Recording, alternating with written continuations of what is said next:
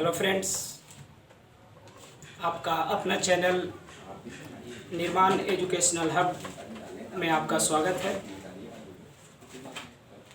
आज मैं महेंद्र सर आपके पास निर्माण एजुकेशनल हब के माध्यम से अपने लेक्चर का दूसरा वीडियो लेकर आपके पास आए हैं। तो सबसे पहले मैं उन विद्यार्थियों को नोटिस करना चाहता हूं कि जो भी हमसे जुड़े हैं, चाहे डायरेक्ट या इनडायरेक्ट, सबसे पहले निर्माण एजुकेशनल हब जो चैनल है उसको आप सब्सक्राइब कीजिए और लाइक कीजिए। उसके बाद इसको ज़्यादा से ज़्यादा आप शेयर करने की कोशिश कीजिए। जैसे ही इस चैनल को आप सब्सक्राइब करके बेल दबाइएगा, कोई भी नया वीडियो आएगा सबसे पहले आप ही के पास पहुंचेगा। चलिए, तो आज हम लोग अपना दूसरा लेक्चर स्टार्ट करते हैं। पिछली मुलाकात में या पहला जो लेक्चर था सॉलिड स्टेट का, आज हम लोग सॉलिड स्टेट ठोस अवस्था का दूसरा लेक्चर लेके आपके सामने आए हैं। सॉलिड स्टेट का जो पहला लेक्चर था उसमें मैंने आपको कुछ खास बातें नहीं बताई थी। ये चूँकि पहला लेक्चर काफ़ी आसान था, वो आप पहले से भी बहुत सारी बातें उसमें जानते थे। जैसे जैसे लेक्चर बढ़ेगा वीडियो के प्रति आपका इंटरेस्ट ऑटोमेटिक बढ़ जाएगा।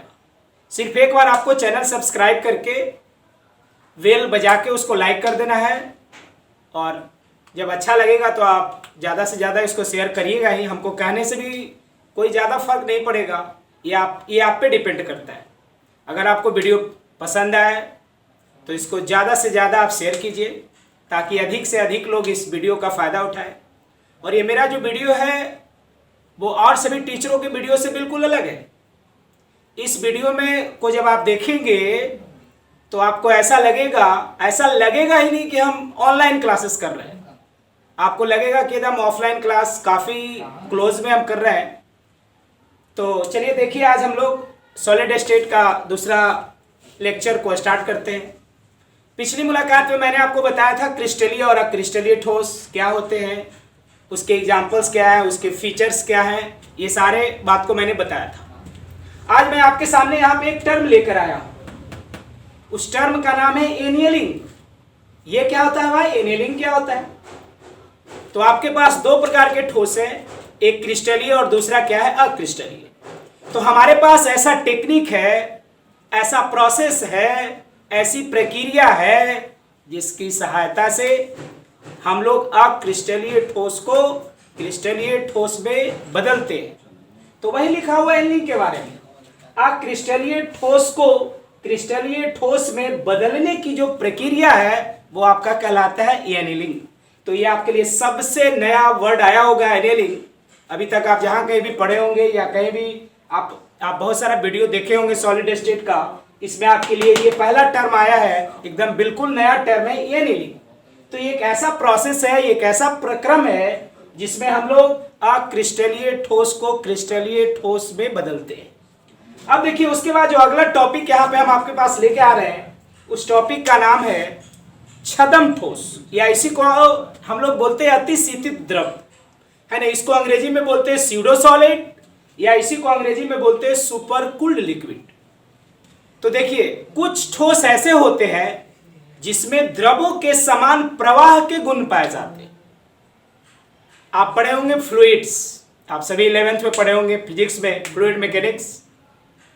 उस फ्लूइड मैकेनिक्स में आप पढ़े होंगे फ्लूइड किसको कहते हैं? जिसका हिंदी होता है तरल। तो जिसमें फ्लो करने का टेंडेंसी होता है उसी को हम लोग फ्लूइड्स कहते हैं। Liquid and gases are collectively called fluids.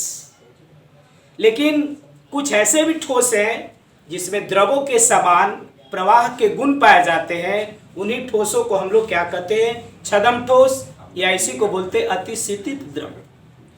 अब देखिए, इसके दो बहुत खूबसूरत एग्जाम्पल है। एक ग्लास जिसको आप कांच या शीशा कहते हैं, दूसरा पिच या अलकतरा। और आपकी बोर्ड ने यह सवाल पहले भी किया है कि ग्लास क्या है, सॉलिड है कि लिक्विड है कि सुपर कूल्ड लिक्विड है। तो उसका सबसे खूबसूरत एग्जाम्पल होगा सुपर कूल्ड लिक्विड। और ये जो सवाल है वो आपको हर जगह कहीं ना कहीं मिल जाएगा कि glass, what is glass, glass क्या है? तो ग्लास जो है वो आपका सुपर कूल्ड क्या है, लिक्विड है। पिच, पिच मतलब अलकतरा, आप देखे होंगे ठंडा के दिनों में मतलब अलकतरा इतना कड़ा हो जाता है कि वो पत्थर से भी स्ट्रांग आपको दिखेगा। आप जब कड़ाके की ठंड पड़ेगी तो आप अलकतरा को कभी टच करने का कोशिश कीजिएगा, वो आपको पत्थर से भी हार्ड दिखेगा। लेकिन यही जब गर्मी का महीना आता है तो अलकतरा अपने आप फ्लो करना शुरू कर देता है, यानी जिधर उसको मिला डायरेक्शन उधर की ओर ये क्या कर गया, फ्लो कर गया। तो कुछ ऐसे ठोस है जिसमें द्रवों के समान प्रवाह के गुण पाए जाएंगे, उसी को हम लोग क्या कहेंगे, छदम। छदम का मतलब होता है फॉल्स, सीडो, झूठा, छलिया जिसको आप कहते हैं। तो ये बेसिकली ठोस तो है लेकिन ये छदम ठोस है। तो वही लिखा हुआ है, वैसा ठोस जिसमें द्रवों के समान प्रवाह के गुण पाए जाते हैं, इसी को हम लोग क्या कहते हैं, छदम ठोस। इसके दो उदाहरण, एक ग्लास जिसको कांच या शीशा, और दूसरा आपका पिच है जिसको हिंदी में आप अलकतरा कहते हैं। अब देखिए इधर अगला जो टॉपिक इसमें है वो है क्रिस्टलीय ठोसों का वर्गीकरण। तो मैंने आपको बताया था कि वैसा ठोस जिसमें कणों की व्यवस्था का पैटर्न नियमित तथा क्रम सुव्यवस्थित होगा उसको क्या कहेंगे, क्रिस्टलीय ठोस। और ठोस, द्रव और गैस को हम लोग जो सेपरेट करने का काम किए थे उसमें हम लोगों ने इंटरमॉलिक्यूलर फोर्स को ही अपना रेफरेंस माना था। तो मतलब इंटरमॉलिक्यूलर फोर्स ऑफ अट्रैक्शन यानी अंतर आणविक बल के प्रकृति के आधार पे जो आपके क्रिस्टलीय ठोस है, उस क्रिस्टलीय ठोसों को 4 वर्गों में बांटा गया है। सबसे जो पहला ठोस है उसको हम लोग आणविक ठोस कहते हैं, अंग्रेजी में मॉलिक्यूलर सॉलिड्स कहते हैं। दूसरा जो ठोस है वो आपका आयनिक ठोस होता है। तीसरा जो है धातुई ठोस है, और चौथा जो है वो नेटवर्क, जालक या इसी को हम लोग बोलते हैं सहसंयोजक ठोस है। अब ये जो चारों का क्लासिफिकेशन है यानी उसके अवयव कण के बीच कौन कौन सा इंटरमॉलिक्यूलर फोर्स ऑफ अट्रैक्शन काम कर रहा है, उसी के आधार पे तो सबको बारी बारी से यहाँ पे हम लोग देखते हैं। तो वही लिखा हुआ है, क्रिस्टलीय ठोसों का वर्गीकरण, अंतराण्विक बल की प्रकृति के आधार पे क्रिस्टलीय ठोसों को 4 वर्गों में बांटा गया है। सबसे पहला जो ठोस है वो आणविक ठोस है, इसको अंग्रेजी में बोलते हैं मॉलिक्यूलर सॉलिड, यानी इसके जो कंस्टिट्यूएंट्स होंगे वो मॉलिक्यूल्स होंगे। और ये जो होते हैं वो 3 प्रकार के होते हैं, इसका भी फर्दर क्लासिफिकेशन किया गया है। ये आणविक ठोस जो होते हैं वो 3 प्रकार के होते हैं। सबसे पहला ध्रुवीय, जिसको अंग्रेजी में बोलते हैं पोलर सॉलिड्स। दूसरा अध्रुवीय, इसको बोलते हैं नॉन पोलर सॉलिड। और तीसरा है हाइड्रोजन आबंधित, इसको बोलते हैं हाइड्रोजन बॉन्डेड सॉलिड। तो तीनों को एक एक करके जरा देख लेते हैं। देखिए ध्रुवीय ठोस के बारे में बताया गया है। ध्रुव आप समझते होंगे, पोल 2 तरह का पढ़े होंगे, डाइपोल आप हमेशा देखे होंगे, पॉजिटिव और नेगेटिव। कहता है इसके अवयव जो कण है एक दूसरे से डाइपोल इंटरैक्शन बल द्वारा जुड़ा होगा। तो जिस ठोस के अवयव कण एक दूसरे से डाइपोल इंटरैक्शन बल के द्वारा जुड़े होंगे उसको हम लोग क्या कहेंगे, ध्रुवीय ठोस, है ना। इसके 2-3 एग्जाम्पल एकदम एनसीईआरटी का लिखा हुआ है ना, इसमें कोई छेड़छाड़ नहीं किया गया है। सबसे पहला सॉलिड SO2 है, या ठोस SO2, ठोस HCl और ठोस क्या NH3। जब SO2 HCl और NH3 ये जब सब ठोस अवस्था में होगा तो ये किसके उदाहरण होंगे, ये ध्रुवीय ठोस के उदाहरण होंगे। दूसरा है अध्रुवीय, इसको अंग्रेजी में बोलते हैं नॉन पोलर। नॉन पोलर मतलब इसमें कोई पोलरिटी नहीं आएगा, कोई चार्ज वार्ज का कॉन्सेप्ट नहीं आएगा। और इसके अवयव जो कण है एक दूसरे से एक बहुत ही वीक, बहुत ही कमजोर आकर्षण बल के द्वारा जुड़े होते हैं, जिसको हम लोग बोलते हैं लंदन फोर्स। लंदन नहीं, लंदन फोर्स, इसको ध्यान में रखना है, लंदन फोर्स। तो इसके अवयव कण एक दूसरे से लंदन फोर्स द्वारा जुड़े होते हैं। इसके भी कुछ एग्जांपल्स लिखे गए हैं पूरे एनसीईआरटी का, ठोस हीलियम, ठोस आर्गन, ठोस CO2 और ठोस H2। यहाँ पे सबसे खूबसूरत बात ठोस CO2, और ये आपके सवालों का बहुत ही पसंदीदा, मतलब आपके इम्तिहानों का बहुत ही पसंदीदा क्वेश्चंस रहता है ठोस CO2 के बारे में। तो जो ठोस CO2 होता है जिसको हम लोग सॉलिड CO2 कहते हैं, उसको हम लोग ड्राई आइस या सूखा बर्फ कहते हैं। और ये सवाल आपके इम्तिहानों में अक्सर पूछा जाता है कि निम्न में किसे सूखा बर्फ कहा जाता है या सूखा बर्फ क्या होता है भाई। तो मैंने यहाँ पे नोट पॉइंट में लिख दिया है कि ठोस CO2 को सूखा बर्फ, इसी को अंग्रेजी में हम लोग ड्राई आइस, इसका एक और नाम है आइस कोल्ड। इसका एक और नाम क्या है? Ice cold. अब जरा देखिए, तीसरा है वो बहुत सिंपल है, हाइड्रोजन आबंधित ठोस। आप पढ़े होंगे 11th क्लासेस में या 12 के बेसिक में भी आपको मैंने बताया है कि हाइड्रोजन बंधन क्या होता है। तो कहता है कि इसके जो अवयव कण है एक दूसरे से हाइड्रोजन बंधन द्वारा क्या होते हैं? जुड़े होते हैं। और इसका एग्जाम्पल आपका है आइस, जिसको आप बर्फ कहते हैं। तो हाइड्रोजन बॉन्ड का इंपॉर्टेंट कंस्टिट्यूएंट हाइड्रोजन है, जैसे जल में हाइड्रोजन बॉन्ड पाया जाता है। तो आइस जो है वो जल ही तो है, तो इसके जो मॉलिक्यूल्स हैं या इसके जो अवयव कण हैं वो एक दूसरे से हाइड्रोजन बंधन द्वारा क्या होते हैं? जुड़े होते हैं। दूसरा जो इसका क्लासिफिकेशन है वो आपका आयनिक ठोस। आयनिक ठोस सिंपल आप पढ़े होंगे, आयनिक यौगिक या आयनिक ठोस, यानी वैसे यौगिक जो धनायन तथा ऋणायन से मिलके बने होते हैं, उसको हम लोग क्या कहते हैं? आयनिक ठोस। और जब धनायन तथा ऋणायन होगा तो वहां पे जो फोर्स लगेगा वो फोर्स का नाम है कूलाम्ब बल। अब यहाँ पे उसी को मैंने लिख दिया है कि इसके अवयव कण कूलाम्ब बल द्वारा एक दूसरे से जुड़े होते हैं, अर्थात ये धनायन तथा ऋणायन से मिलकर बने होते हैं। जैसे NaCl, KCl, KNO3, LiF, ये सब जो है वो आयनिक ठोस के क्या है? उदाहरण। तीसरा जो इसका क्लासिफिकेशन है धातुई ठोस। इसके अवयव कण जो होते हैं वो धातुई बल द्वारा एक दूसरे से पाया जाता है। पढ़े होंगे 11th में एक प्रकार का बॉन्ड पढ़ना है, मेटेलिक बॉन्ड, धातुई बल। तो कहता है कि इसके जो अवयव कण है वो धातुई बल द्वारा एक दूसरे से बंधे होते हैं। धातुई ठोसों का खासियत क्या है कि इसमें जो पॉजिटिवली चार्ज कण है, जिसको हम कर्नल्स कहते हैं, वो इलेक्ट्रॉन के सी में फ्लोट करते रहता है। इलेक्ट्रॉन के समुद्र में क्या करते रहता है? तैरता रहता है। और जितने भी मेटल्स होंगे, मैंने यहाँ पे एक ही दो एग्जांपल्स लिखा है, निकेल और कॉपर के बारे में। आप जितने भी आपके धातु होंगे वो सारे के सारे क्या होंगे? धातुई ठोस होंगे। इसका एक अपवाद मरकरी है। मरकरी आपको पता है कि मरकरी धातु है, लेकिन वो ठोस अवस्था में नहीं, वो द्रव अवस्था में पाया जाता है। चौथा जो इसका पार्ट है वो है सहसंयोजक जालक, या इसी को हम लोग कहते हैं नेटवर्क ठोस। अब जरा देखिए, इसमें मैंने लिखा है कि इसके जो अवयव कण है वो त्रिविमीय स्पेस में, यानी सहसंयोजक या जालक, आप पढ़े होंगे सहसंयोजक बंधन एक प्रकार का फोर्स ऑफ अट्रैक्शन ही है। तो इसमें वही लिखा हुआ है कि इसके अवयव कण त्रिविमीय स्पेस में सहसंयोजक बंधन द्वारा जुड़कर एक जाल नुमा संरचना का क्या करते हैं? निर्माण करते हैं। इसके 3-4 एग्जाम्पल्स लिखे होंगे हैं, और इसके जितने भी एग्जाम्पल्स लिखे हुए हैं वो सारे के सारे एग्जाम्पल्स आपके एग्जामिनेशन पॉइंट ऑफ व्यू से काफी इंपॉर्टेंट है।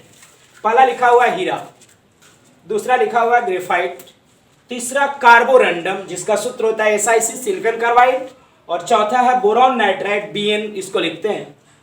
अब देखो यहाँ पे कार्बोरंडम, यहाँ दो टर्म आता है, एक कोरंडम होता है और दूसरा है कार्बोरंडम।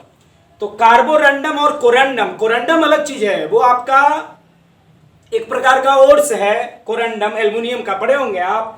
और ये कार्बोरंडम है सिलिकॉन कार्बाइड। अब देखिए आपको आश्चर्य हो रहा होगा, यहाँ पे दो चीज नया मिल रहा होगा। हीरा के सामने मैंने लिखा है sp3 और ग्रेफाइट के सामने मैंने लिखा है sp2। तो ये जो हीरा के सामने sp3 लिखा हुआ है ये हीरा का प्रसंकरण है, और ग्रेफाइट के सामने जो sp2 लिखा हुआ है ये ग्रेफाइट का क्या है? प्रसंकरण। अब 11th क्लास में आप प्रसंकरण पढ़े होंगे।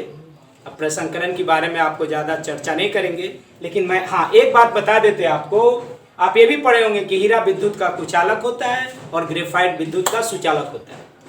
तो मैं आपको एक बस 2 मिनट में यहाँ पे एक्सप्लेन कर देता हूँ कि हीरा विद्युत का कुचालक कैसे है और ग्रेफाइट विद्युत का सुचालक कैसे है ना। हीरा में कार्बन का प्रसंकरण sp3 कैसे है और ग्रेफाइट में कार्बन का प्रसंकरण sp3 मतलब sp2 कैसे।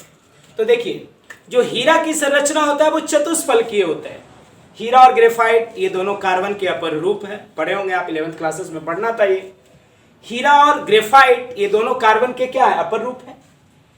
हीरा की संरचना चतुष्फलकीय होती है। चतुष्फलकीय कहने का मतलब कि हीरा की संरचना में एक कार्बन 4 अन्य कार्बन से जुड़ा होता है, और ये सारे के सारे सिंगल बॉन्ड द्वारा जुड़े होते हैं। और जब बॉन्ड सिंगल होगा तो वो सिग्मा होगा। अब जब सिग्मा बॉन्ड की संख्या 4 है कार्बन के राउंड, तो कार्बन का प्रसंकरण क्या होगा भाई? तो sp3 होगा। और चूंकि आप देख लीजिए, हीरा विद्युत का कुछ अलग होता है। तो आपको पता है कि कार्बन, ये चूंकि हीरा कार्बन का अपरूप है, तो कार्बन के वैलेंस शेल में इलेक्ट्रॉनों की संख्या कितनी है? 4। अब जब 4 इलेक्ट्रॉन है और चारों इलेक्ट्रॉन ने अपना अपना बॉन्ड बना लिया, तो क्या इसके पास फ्री इलेक्ट्रॉन बचे क्या? नहीं। तो जब इसके पास फ्री इलेक्ट्रॉन नहीं बचेगा तो इसमें करंट का कंडक्शन नहीं होगा, क्योंकि करंट को कंडक्ट होने के लिए या तो फ्री इलेक्ट्रॉन चाहिए, या होल्स चाहिए, या मोबाइल आयन चाहिए। तो चूंकि हीरा में मुक्त इलेक्ट्रॉन अनुपस्थित होता है, इसीलिए हीरा विद्युत का कुछ अलग होता है। और हीरा में एक कार्बन 4 अन्य कार्बन से जुड़ा होता है, इसीलिए हीरा में कार्बन का प्रसंकरण sp3 होता है। दूसरा देखिए ग्रेफाइट। ये ग्रेफाइट की जो संरचना होती है वो त्रिकोणीय समतल होती है। आपकी किताबों में ये भी लिखता है कि जो ग्रेफाइट की संरचना षटकोणीय, वो भी सही लिखा हुआ है, लेकिन चूंकि हम लोग को प्रसंकरण एक्सप्लेन करना है तो इसकी संरचना को दिखाना होगा त्रिकोणीय समतल। त्रिकोणीय समतल का मतलब इसमें एक कार्बन 3 अन्य कार्बन से जुड़ा होगा, और जब एक कार्बन 3 अन्य कार्बन से जुड़ा होगा तो ये स्वाभाविक है कि सारे के सारे बॉन्ड सिंगल होंगे, और सिंगल होंगे तो सिग्मा बॉन्ड होंगे। तो कार्बन के राउंड सिग्मा बॉन्ड कितने हुए? 3। और जब कार्बन के राउंड सिग्मा बॉन्ड 3 हुए तो कार्बन का प्रसंकरण क्या होगा? sp2। अब यहीं से आता है ग्रेफाइट विद्युत का सुचालक होता है। तो चूंकि ग्रेफाइट कार्बन के अपरूप है, इसमें एक कार्बन 3 अन्य कार्बन से जुड़ा है, और कार्बन के वैलेंस शेल में इलेक्ट्रॉनों की संख्या कितनी है? 4। अब 4 है भाई, तो 3 तो बॉन्ड बना लिए, एक क्या बच गए, और वही जो फ्री इलेक्ट्रॉन बचे और वही मुक्त इलेक्ट्रॉन की जो उपस्थिति है, ये ग्रेफाइट को विद्युत का सुचालक बना देता है। तो ये आज का हमारा दूसरा लेक्चर था। आज फिर हम लोग यहीं पे इसको स्टॉप करेंगे, लेकिन जाते जाते मैं आपको एक इन्फॉर्मेशन फिर से करना चाहता हूँ। आप सबसे पहले निर्माण एजुकेशनल हब्स के चैनल को सब्सक्राइब कीजिए, लाइक कीजिए और इसको ज़्यादा से ज़्यादा शेयर कीजिए बेल बजा के। और जैसे इस चैनल को आप सब्सक्राइब करिएगा तो जो भी नया लेक्चर आएगा ये सबसे पहले आपके पास पहुंचेगा। और जैसे जैसे लेक्चर की संख्या बढ़ेगी, आपका इंटरेस्ट ऑटोमेटिक बढ़ना चालू हो जाएगा, आपका इंटरेस्ट ऑटोमेटिक बढ़ जाएगा। आप इस वीडियो को ज़्यादा से ज़्यादा शेयर कीजिए, और जो भी आपके कांटेक्ट में स्टूडेंट हैं उनको बताइए कि महेंद्र सर अब आपके पास आ गए हैं ऑनलाइन क्लासेस में वीडियो को लेकर के। Thank you.